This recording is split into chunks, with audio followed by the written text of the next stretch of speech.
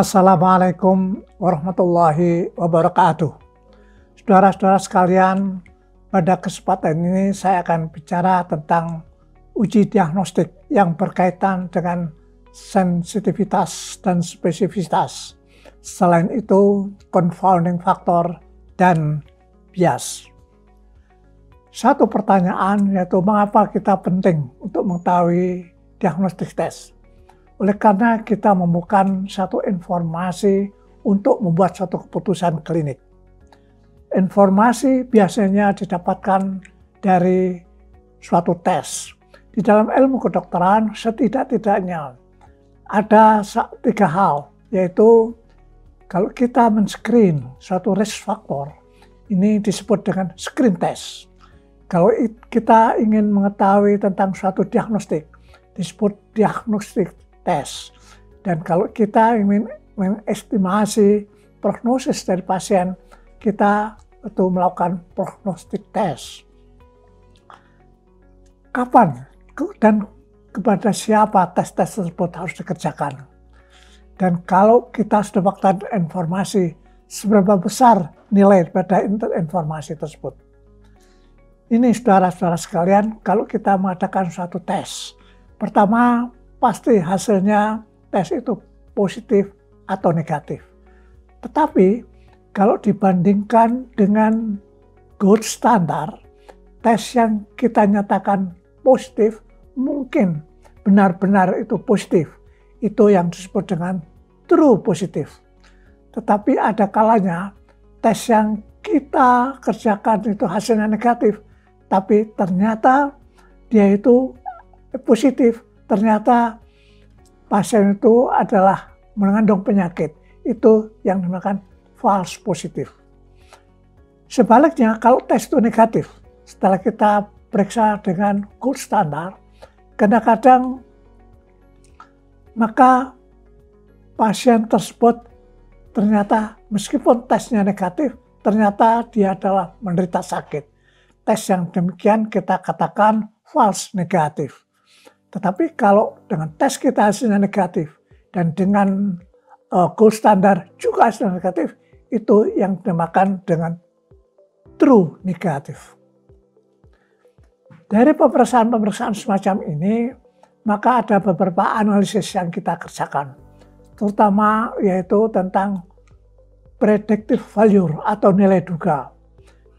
Kemudian kita periksa sensitivitas dan spesifitasnya, likelihood ratio, kemudian akurasi, dan kemudian kita buat satu kurva yang kita sebut dengan receiver operator characteristic curve atau ROC curves atau Bayes theorem dan Cohen-Gava.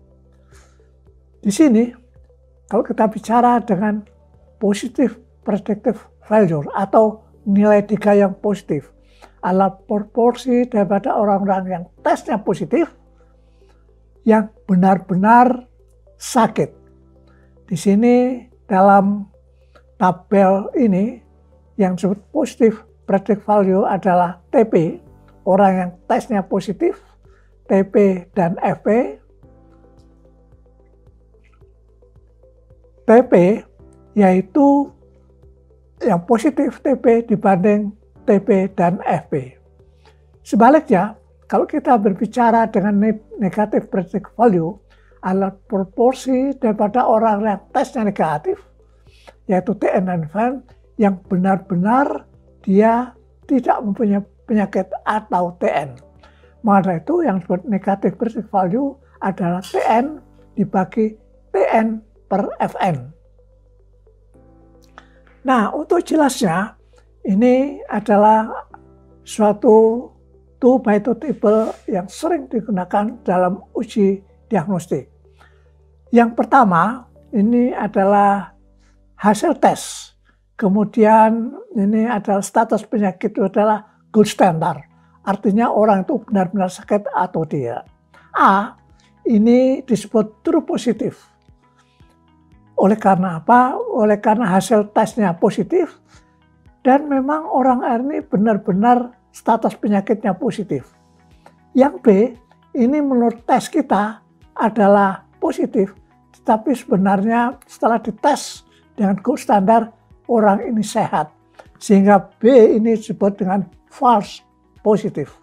Sedangkan C ini di mana menurut tes kita negatif, sedangkan setelah dengan gold standar orang ini benar-benar adalah sakit.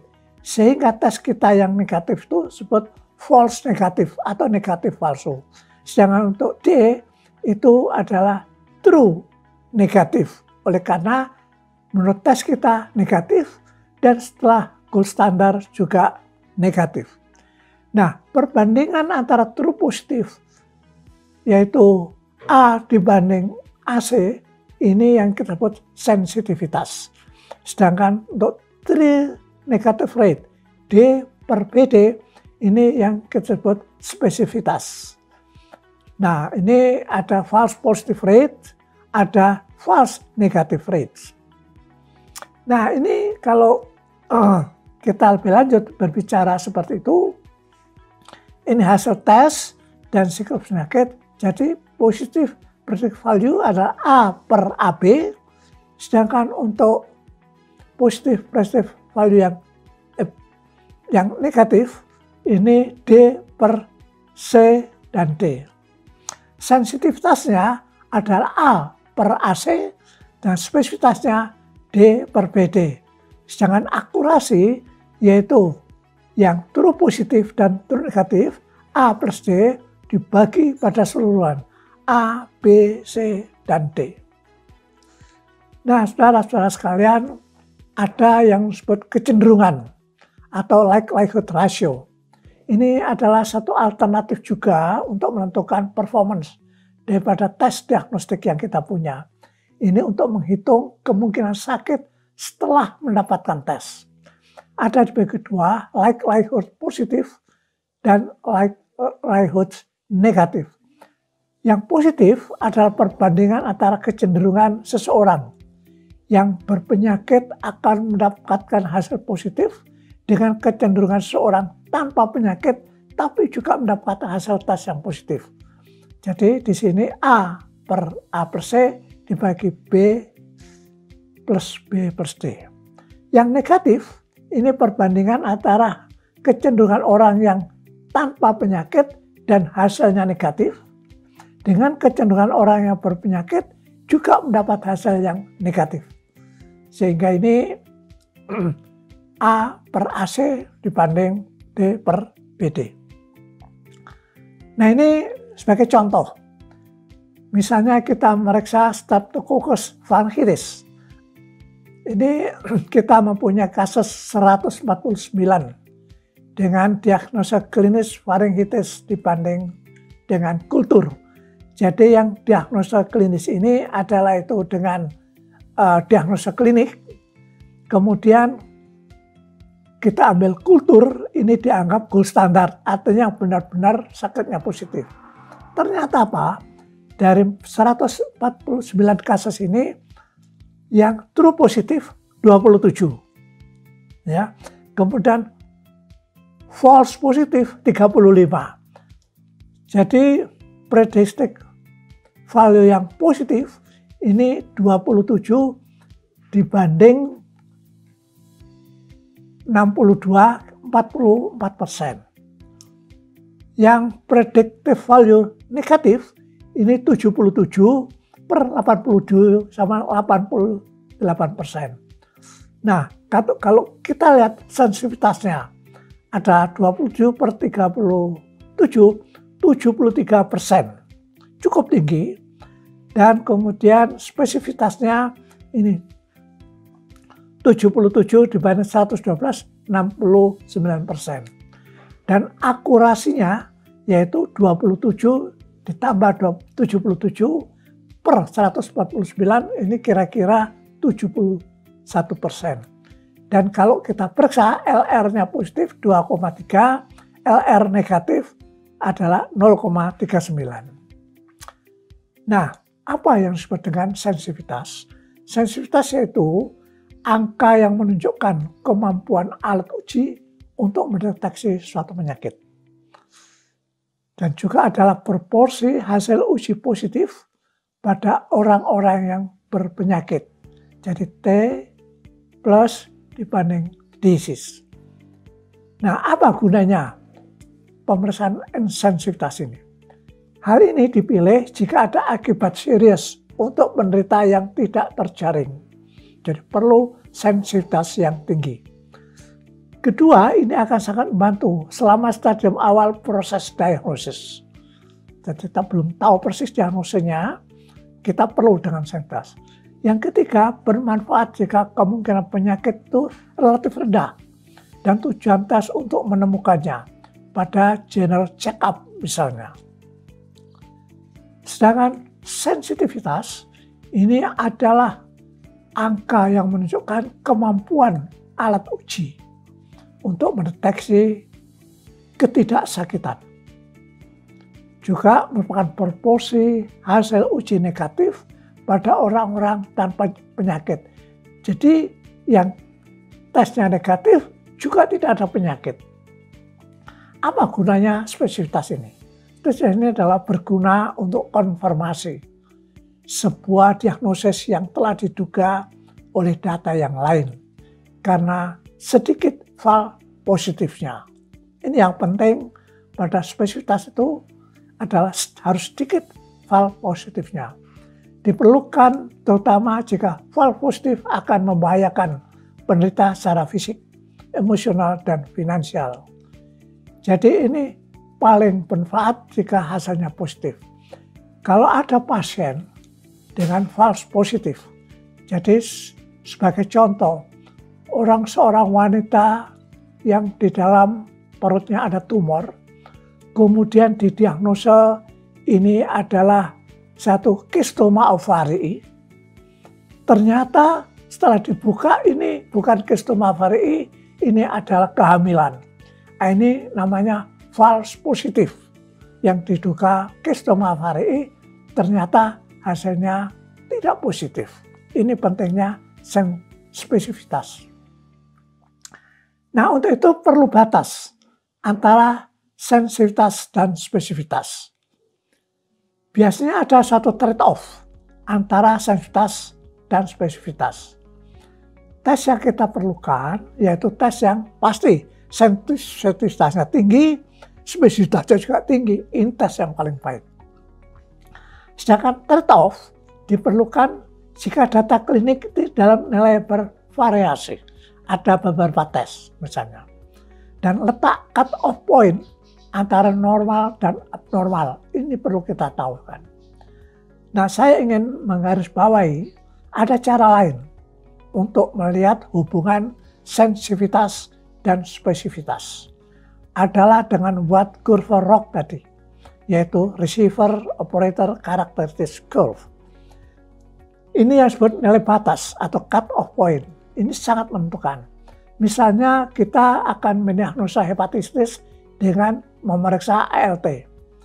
Kalau kita ambil cut-off point-nya 400 mg per liter, ini tes ini sangat spesifik, tetapi tidak sensitif. Oleh karena apa? Banyak pasien-pasien hepatitis tidak terdiagnosa.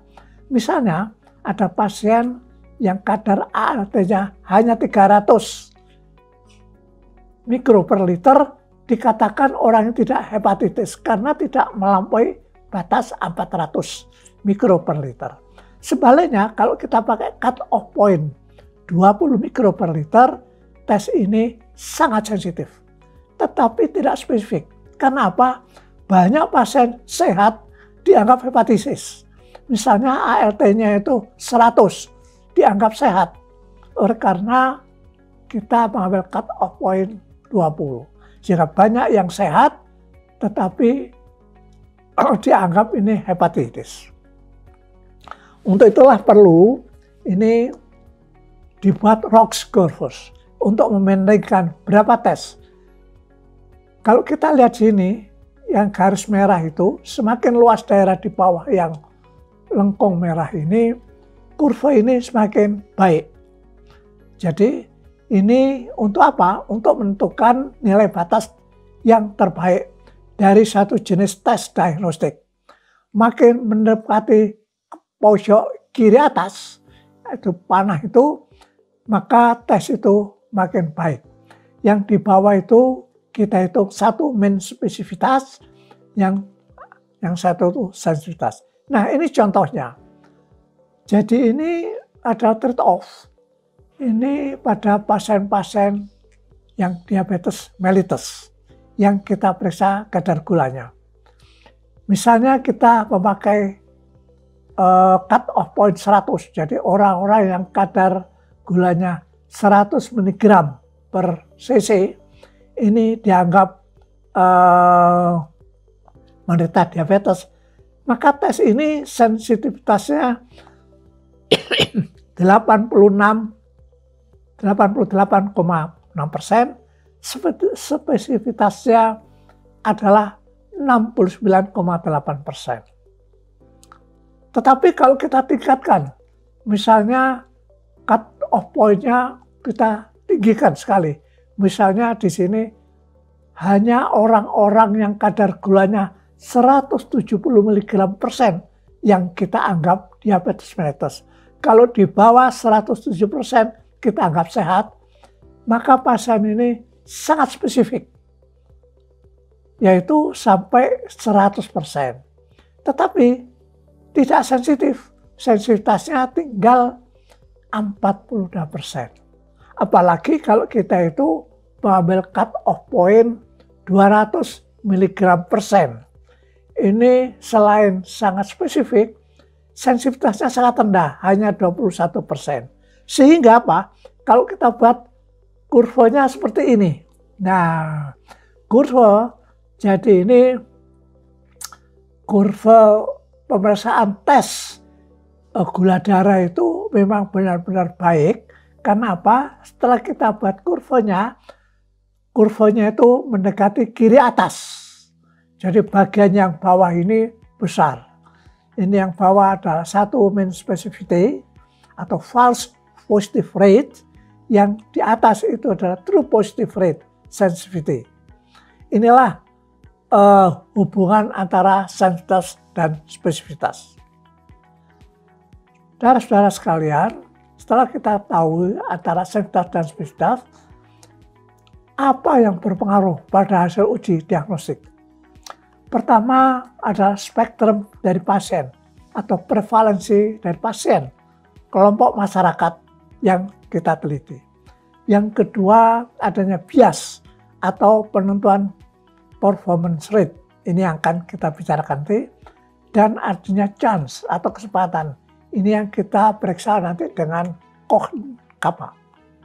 Nah ini pertama, prevalensi.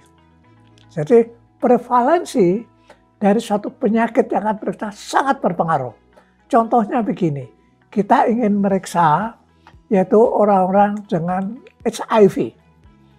Kita itu melakukan orang-orang yang datang di klinik HIV. Pasti banyak orang yang datang dengan HIV. Katakanlah yang datang itu 1.000 orang. Pada waktu kita periksa dengan ELISA, yang positif berapa itu? 498. Jadi positif predictive value-nya itu sampai 99%. Apa sebabnya? Karena apa? Karena populasinya sedikit dan datang ke klinik yang memang khusus menangani IVF. Sehingga apa? Sensitivitasnya 98%, spesifitasnya 99%. Seolah-olah tes ELISA ini adalah tes yang paling baik untuk mendiagnosa ini HIV dibanding dengan Western blot. Tapi pertanyaannya, bagaimana bila prevalensi HIV itu rendah? Nah, ini contohnya. Kalau kita bawa tes ini ke masyarakat umum, di mana jumlahnya itu 1 juta orang. Karena tes untuk meriksa masyarakat umum, di mana hanya 0,2% ini yang punya antibody. Sehingga apa? Ini yang true positive rate turun, tinggal 1, tidak sampai 2.960. Sehingga positive predictive value-nya turun Yang tadi itu berapa? 97%, tinggal 19,7%. Ya, kalau negatifnya ya tetap tinggi, oleh karena memang ini orangnya banyak. Jadi jika prevalensinya rendah, ya seperti tadi, PPV akan rendah, sedangkan NPV-nya akan tinggi. Ini contohnya, PPV-nya rendah, NPV tinggi. Sebaliknya, kalau prevalensi tinggi, PPV-nya tinggi, NPV-nya rendah. Itu yang pertama, pengaruh prevalensi. Sekarang apa yang disebut dengan Cohen kava. Ini berguna untuk mengoreksi by chance. Ya.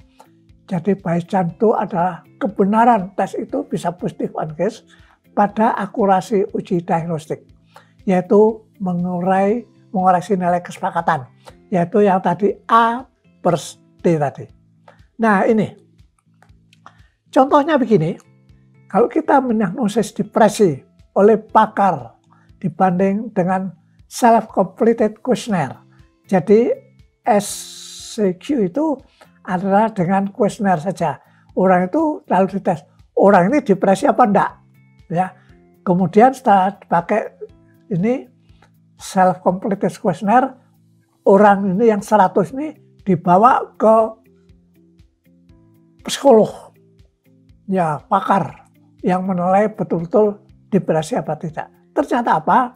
Kalau dengan kuesioner saja itu ternyata yang true positif ini 18.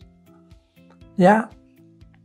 Sehingga dengan kuesioner ini yang dinyatakan positif 25 orang dari 100 itu. Ya, sedangkan yang hasilnya negatif 75 orang dengan kuesioner tadi. Tetapi setelah dibawa ke psikolog, ini dari yang 25 orang itu dinyatakan tesnya positif, ternyata yang benar-benar depresi itu 30. Ini, jadi A per C 30. Jadi ternyata apa? By chance-nya itu 25 per 100, ya. 25 per 100 itu jumlahnya kali 30. Hanya 7, by chance-nya itu 7,5. Sebaliknya, yang tesnya negatif 75. 75 per 100 kali 70. Karena menurut depresi, ini menurut pakar yang sehat 70. Ternyata ini hanya 52,5%. Nah ini kalau kita jumlah yang 7,5 sama 25 ini 60%. Ya. Padahal kalau kita lihat akurasinya berapa? 18 tambah 63, yaitu 100. Jadi akurasinya itu yang 80%, 81% turun, hanya 60%. Dengan menghitung ini, kita melihat ini, orang yang depresi 30%, artinya apa? 30 orang itu depresi, apabila tidak ada hubungan antara dua variabel tadi, maka semua nilai tanpa adanya. Ya sudah, orang di psikolog 30% yaitu. Kenyataannya tidak. Ya, yang tesnya positif 25%. Artinya 25% dari 30 orang tadi yang terdeteksi by chance. Dengan terdeteksi oleh tes kita, sehingga tinggal 7,5 orang. Sedangkan yang tesnya negatif 75%. 75% dari 70, 52%. Ini masuk D, yang tadi masuk A. Maka itu kecepatan yang diharapkan by chance adalah tadi 7,5-60%. Yang awal tadi sudah katakan 80%. Lalu gimana menghitungnya? Nah ini kappa. Jadi ini kalau secara meneliti diagnostik tes, hitunglah kapanya. Yaitu observed agreement dikurangi agreement by chance. Jadi 0,81 tadi yang kecepatan tadi dikurangi 0,80 per 1 minus 0,60 yaitu agreement by chance. Hasilnya ada 0,525. Apa artinya? Kesepakatan yang dikoreksi dari chance akan berkurang dari 81% menjadi 52,5%. Nah, ini juga ada multiple test. Ya, ini saudara-saudara kalau diagnosis test, ini tidak ada hubungan dengan sitas, tapi ada tes yang serial. Orang dikatakan benar-benar sakit kalau dites dengan tes A positif, dites lagi dengan B positif, dites lagi dengan C positif. Kalau dikatakan, kalau ada 3 tes positif baru dikatakan sakit. Maka tes yang 3 ini sensitivitasnya sangat rendah. Karena butuh 3 tes baru positif. Sebaliknya, kapan dikatakan orang ini sehat? Kalau tes A negatif, tes B negatif, tes C negatif.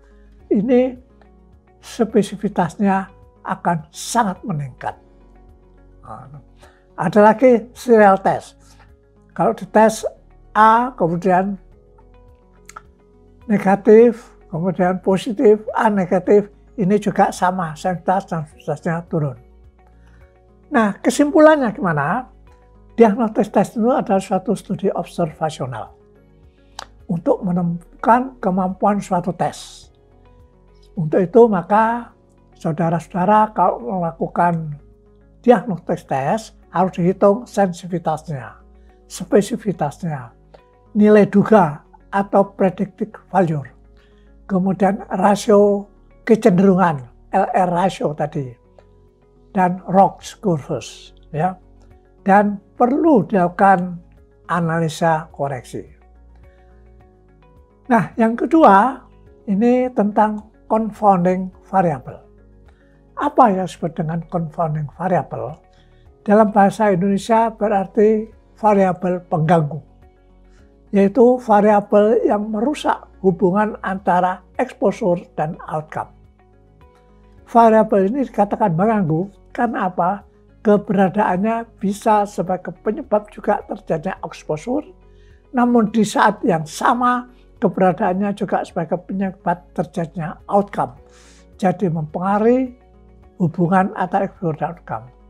Nah, ini contohnya faktor-faktor yang berpotensi sebagai confounding factor itu C ini, yaitu confounding pengganggu. Sedangkan exposure ini adalah A. Jadi independent variable, outcome-nya itu adalah B atau dependent variable. Nah, hubungan antara A dan B ini mungkin dipengaruhi oleh C. Makanya itu disebut satu variabel pengganggu. Contohnya begini, kalau saudara berminat untuk meneliti apakah orang-orang yang minum kopi ini bisa menyebabkan terjadinya penyakit jantung. Ini confounding variable-nya itu merokok. Sebab apa? Orang-orang yang minum kopi biasanya ini ya merokok biasanya. Padahal merokok ini bisa menaikkan juga risiko terjadinya heart disease. Sehingga ini harus smoking ini harus dihilangkan supaya saudara betul-betul bisa mendapatkan hasil kalau coffee drinking itu menyebabkan heart disease. Ini juga kalau tadi smoking bisa menyebabkan heart disease, ini ada yang menduga smoking bisa menyebabkan kanker paru-paru. Hubungan antara exposure dengan confounding factor cancer ini, misalnya pada studi cohort, ini merokok juga berhubungan dengan lung cancer. Mining, orang yang kerja di tambang, ini sering menderita asbestos. Ini juga berhubungan dengan merokok, yang juga dengan lung cancer. Maka dari itu terjadi hubungan triangular antara merokok, kemudian mining, dan lung cancer. Jadi mining, orang yang kerja di tambang-tambang itu merupakan confounding factors. Contoh lagi yaitu kalau saudara tertarik untuk apakah orang-orang yang kolesterolnya tinggi bisa menyebabkan myocard infarction. Ini sebagai confoundingnya adalah obesity. Nah, saudara-saudara sekalian, confounding itu harus dikontrol supaya kita mendapatkan hasil yang valid dari penelitian kita. Caranya mana? Setidaknya ini ada 3 cara untuk mengkontrol confounding variable. Pertama, dilakukan randomisasi. Ketiga, dilakukan restriksi. Dan yang ketiga, matching. Kalau itu sudah sampai ke analisa data, diadakan stratifikasi dan model-model statistik. Pada randomisasi ini biasanya dikerjakan pada penelitian-penelitian eksperimental, yaitu RCT misalnya. Sedangkan umumnya hanya dilakukan pada penelitian eksperimental untuk meyakinkan bahwasanya faktor-faktor confounding itu tersebar rata di antara kedua kelompok penelitian, yaitu kelompok treatment dan kelompok kontrol. Randomisasi setiap window dalam kelompok eksperimental dan kelompok kontrol yang terjadi itu karena apa? Karena kebetulan saja. Makanya itu harus kita random supaya yang kebetulan tadi tersebar rata antara kelompok treatment dan kelompok kontrol. Sekarang restriksi. Ini dapat dibutuhkan untuk membatasi penelitian terhadap orang-orang mempunyai ciri tertentu. Misalnya seperti pada gambar ini, pada penelitian tentang efek minum kopi dengan CHD.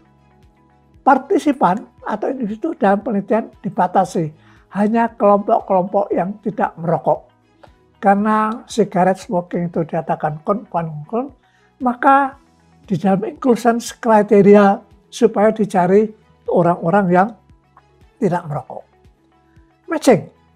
Yang ketiga, partisipan dipilih sampai meyakinkan bahwa tidak terdapat confounding faktor yang terdistribusi pada dua kelompok yang dibandingkan. Contohnya, pada studi case control yang membandingkan CHD dengan orang-orang yang melakukan exercise. Setiap pasien dengan CHD dapat dilakukan matching dengan kontrol yang sama, yaitu misalnya umur. Ya, dicari umurnya yang sama-sama 70 tahun, umurnya yang sama-sama 50 tahun, atau jenis kelaminnya putri dengan putri, putra dengan putra, untuk meyakinkan bahwa confounding faktor umur dan jenis kelamin itu menjadi hilang. Contohnya ini, jadi kalau kita ingin melihat hubungan antara physical inactivity, orang-orang yang tidak pernah aktif ya secara fisik, apakah ini bisa menyebabkan terjadinya penyakit jantung. Ini confounding faktornya adalah umur. Kalau saudara tidak teliti, maka orang-orang yang tua ini memang jarang mengadakan exercises. Lalu menjadi pertanyaan, bagaimana kalau grup kelompok yang saudara itu berbeda umurnya? Older people, orang-orang yang tua ini mempunyai risiko yang lebih tinggi untuk menderita penyakit jantung. Ya. Nah, kalau saudara sudah sampai pada analisa, ini bukan restriksi dan randomisasi, tetapi untuk menghilangkan biasnya itu atau confoundingnya dengan stratifikasi, yaitu untuk mengontrol confounding faktor pada tingkat analisis, ya, terutama pada studi-studi yang besar. Kedua, untuk mengukur kekuatan hubungan dalam kategori yang sudah mungkin, strata, yang confounding faktor. Biasa itu dalam penyakit ada stratanya ringan, sedang, berat. Contohnya, bila umur merupakan confounding faktor, maka umur dapat diukur hanya pada kelompok-kelompok 10 tahun di stratifikasi. 10 tahun sampai 20 tahun, 20 tahun sampai 30 tahun. Bila jenis kelamin sebagai faktor confounder, maka hubungan diukur pada laki-laki dan pada wanita. Kalau bila etnis merupakan faktor confounder, maka hubungan diukur. Misalnya kelompok Jawa, kelompok Madura, kelompok Batak, kelompok Cina, dan sebagainya. Ini namanya dalam analisa stratifikasi. Inilah saudara-saudara bagian kedua confounding faktor, dan sekarang kita bicarakan bias di dalam penelitian epidemiologi. Apa yang disebut dengan bias? Bias adalah satu proses penyimpulan setiap tahap penelitian yang cenderung menghasilkan kesimpulan yang berbeda secara sistematis dari kebenaran yang sebenarnya atau validitas dari hasil penelitian. Oleh karena ada kesalahan yang sistematis. Nah, ada beberapa macam bias. Ini ada selection bias, yaitu kesalahan sistematik dalam pemilihan subjek, di mana pemilihan subjek menurut status penyakit dipengaruhi oleh status paparannya, yaitu pada studi kasus kontrol, atau pemilihan subjek menurut status paparan dipengaruhi oleh status penyakitnya. Misalnya pada kalau saudara menjalankan studi kasus retrospektif. Jenis-jenisnya selection bias macam-macam. Ada bias deteksi atau unmasking bias, bias Parkinson atau admission bias, bias non-respondent, bias incident prevalence Neyman, dan bias pekerja sehat atau healthy water bias. Apa yang disebut dengan bias unmasking? Unmasking bias, bias yang disebabkan oleh perbedaan intensitas surveillance dalam memilih kasus dan non-kasus sedemikian rupa, sehingga peneliti cenderung lebih mudah mendeteksi kasus terpapar dan non-kasus tidak terpapar. Kalau kasusnya in between, saudara bingung, ini masuk kasus apa masuk yang tidak kasus. Nah, ini sering yang disebabkan ini unmasking bias, yang menyebabkan apa? Overestimasi. Yang kedua namanya bias Bayesian, admission bias. Ini biasanya terjadi kalau kita mengadakan case control study di rumah sakit. Orang-orang yang datang di rumah sakit itu sudah sebagian besar mesti menderita penyakit. Sehingga bias disebabkan perbedaan probabilitas. Probabilitas orang yang datang ke rumah sakit lebih besar dibandingkan orang yang tidak ke rumah sakit. Antar kasus dan kontrol. Dan perbedaan itu berhubungan dengan status paparannya. Ada lagi non-bias respondent. Ini disebabkan karena apa? Orang-orang yang kita gadang-gadang menjadi partisipan dalam penelitian kita ternyata menolak, memenuhi inklusi dan exclusion kriteria, menolak untuk kita jadikan partisipan dalam penelitian ini. Dan ini mempengaruhi tingkat partisipasi kasus dan kontrol. Yang ketiga, bias insidensi prevalensi dari Neyman, bias yang disebabkan karena penggunaan data prevalensi sebagai mati insidensi. Dalam cross-sectional study, ini adalah prevalensi, tapi cohort study itu ada insidensi. Jangan sampai ini tercampur kalau sudah mengadakan penelitian. Bias pekerja sehat, bias yang terjadi akibat dari penggunaan para pekerja yang sehat sebagai kelompok kasus. Karena sudah mulai, waduh orang-orang sehat pada kasus ini. Atau kelompok yang terpapar di satu pihak. Penggunaan populasi umum. Padahal yang saudara pakai orang sehat ada populasi umum. Yang saudara tidak tahu persis orang ini sehat apa tidak. Sebagai kelompok kontrol. Dan kelompok tidak terpapar lain. Ini namanya bias pekerja sehat. Kemudian information bias. Ini ada satu kesalahan sistematis dalam mengamati, memilih instrumen, mengukur, dan membuat klasifikasi, mencatat informasi, membuat interpretasi tentang paparan suatu penyakit. Jenisnya macam-macam. Ada recall bias, mengingat, ya orang tanya berapa lama Bapak merokok? Ini, waduh berapa lama ya? Mungkin ini sudah 10 tahun. Udah enggak, Dek. Baru 6 tahun. Jadi recall bias. Ada bias wawancara. Nah ini yang menginterviewer ini tidak telaten. Ya sudah Pak, dijawab berapa tahun lah Pak. Nah, kenapa? Dia ada bias, tidak dilatih. Lalu bias follow up. Sudah berapa lama Pak Anda merokok? Ini juga bias. Lalu efek Hawthorne effect bias. Ini berarti recall bias sudah saya jelaskan, bias wawancara sudah saya jelaskan, bias informasi tadi follow up bias dapat saja kayak menjadi langkah yang berbeda setelah muncul tekanannya. Lalu Hawthorne terjadi bila ada perubahan psikologi pada subjek penelitian karena menjadi persipan. Mula-mula dia itu kita masukkan exclusion criteria. Mantap sekali. Tapi setelah dia itu kita beritahu, Bapak nanti kita masukkan dalam proyek penelitian saya. Dia berubah. Ini.